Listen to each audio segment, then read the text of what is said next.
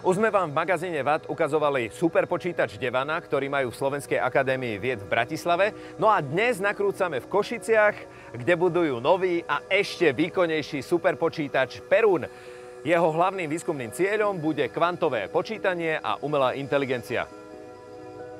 Kedy vznikla tá myšlienka superpočítača v Košiciach a súvisí to nejakým spôsobom aj s tým bratislavským superpočítačom? Tých myšlienok, myslím si, že bolo, keď sa pozrieme do histórie, viacero. Môžeme spomenúť takú možno trošku staršiu iniciatívu z 80. rokov minulého storočia, keď sa hovorilo o inštalácii vektorového superpočítača Convex. Potom možno, keď sa posunieme o pár desaťročí ďalej, tak v roku 2013 tu bola myšlienka zapojenia sa východu do slovenskej infraštruktúry vysokovýkonného počítania. No ale tá ostatná iniciatíva, ktorá nám viac menej priniesla superpočítač Perun, vznikala na prelome rokov 2022 a 2023.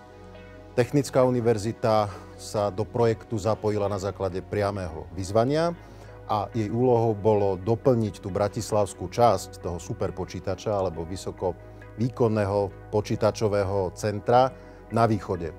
Tak, aby v podstate na Slovensku fungoval výkonný klaster, vytvorený z uzla v Bratislave, z uzla v Košíc. Tým prvotným zámerom je naozaj podporiť slovenskú vedu, čiže vedcov, výskumníkov. Aj to je jeden z dôvodov, prečo Technická univerzita je práve miestom, kde je takýto superpočítač inštalovaný. Ale samozrejme má slúžiť aj štátnym inštitúciám a má slúžiť aj podnikateľskému sektoru na to, aby svoje požiadavky v rámci spracovania dát pri svojom podnikaní, pri vývoji nových produktov, pri inováciách vedeli naozaj efektívne využiť. Jeho súčasťou je aj umelá inteligencia. Čo od nej očakávate? To je možno ťažká otázka, čo očakávať dnes od umelej inteligencie, ale ak sa bavíme o konkrétnej partícii v rámci superpočítača, zjednodušene možno povedať, že ide o akúsi časť, ktorá je samostatnou logickou jednotkou, pozostávajúca z klasických výpočtových jadier CPU, ale je rozšírená takými akceleračnými uzlami, a to grafickými procesorovými jednotkami, ktoré umožňujú naozaj spracovať obrovský, alebo teda masívny tok dát, majú pomerne vysokú operačnú pamäť.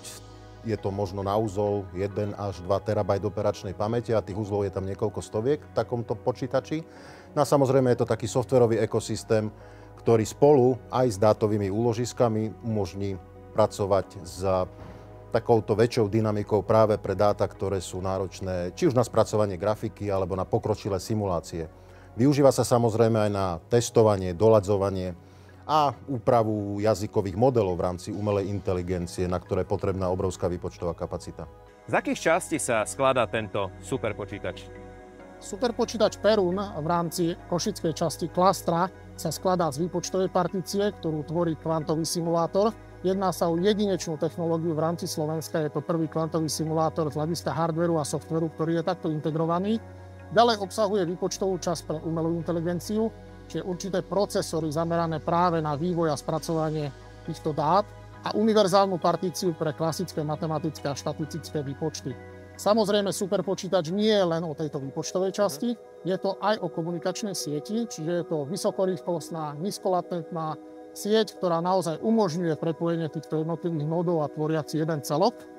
Je to určite dátová časť, ktorá potrebuje ukladať tieto výsledky a medzivýsledky riešiteľov, ale sú to aj podporné technológie, ktoré teda tvoria chladenie samotného systému. V prípade superpočítačov je to kvapalinové alebo tzv. Vodné chladenie.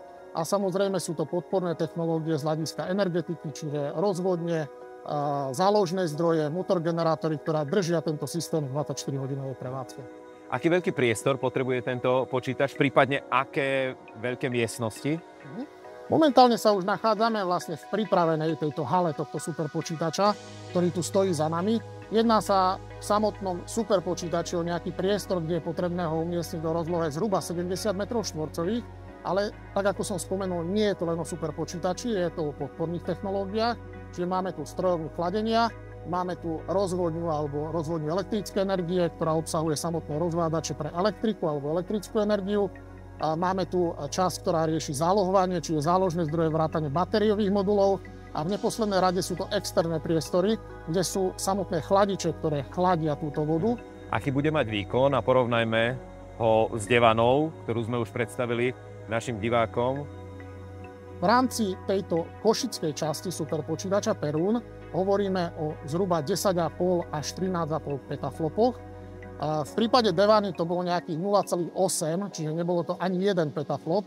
Naozaj sa jedná o výrazný skok z hľadiska výkonu, čiže v tomto samotnom riešení hovoríme o nejakom 13-násobnom až 15-násobnom zrýchlení.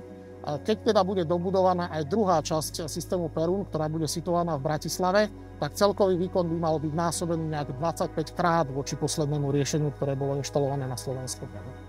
Každý takýto superpočítač spotrebuje veľké množstvo energie. Myslelo sa v tomto prípade aj na zelené technológie? Tento systém, ktorý je tu navrhnutý, na hľadiska odberu elektrickej energie spotreboval cca 400 až 450 kW tejto energie. A samotné chladenie, ako som spomínal, je vodné. Čiže z hľadiska ekológie toto vodné chladenie je možné ďalej využívať. Jedná sa o teplovodné chladenie, čiže ktorým sú priamo chladené jednotlivé čipy a procesory tohto riešenia. A teda môžeme povedať, že či už z hľadiska vykurovania týchto priestorov alebo priľahlých priestorov študentských domovov vieme využiť toto zbytkové teplo z hľadiska tejto ekológie. A v ďalších projektoch určite plánujeme aj, by som povedal, zefektívnenie elektrickej energie. Kedy sa dostane do plnej prevádzky a ako veľmi dokáže zrýchliť procesy v rôznych aplikáciách? Náš projekt, naša inštalácia sa nachádza už vo finálnej časti. Momentálne už máme všetky hardwareové technológie osadené a dodané. Takisto podporové technológie už fungujú. Systém bol už plne otestovaný po tejto hardwareovej stránke a nasleduje inštalácia jednotlivých softwarových komponentov superpočítača. Plánované spustenie tohto superpočítača je na november 2025. A ešte si prakticky vysvetlíme, akým spôsobom môžu vedci využívať tento superpočítač. Musia prísť fyzicky sem? Určite nie. V dnešnej digitálnej dobe je možné pripojenie na diaľku. Takto je stávaný tento superpočítač. Bude mať samotný registračný portál, kde používateľa zaregistrujú svoje projekty alebo svoje požiadavky. Následne po pridelení výpočtového času zadajú svoje úlohy, ktoré sú zaradené do určitého poradovníka a už len čakajú na svoje výsledky, ktoré sú im rovnako doručené elektronicky a vedia si ich stiahnuť prostredníctvom internetu.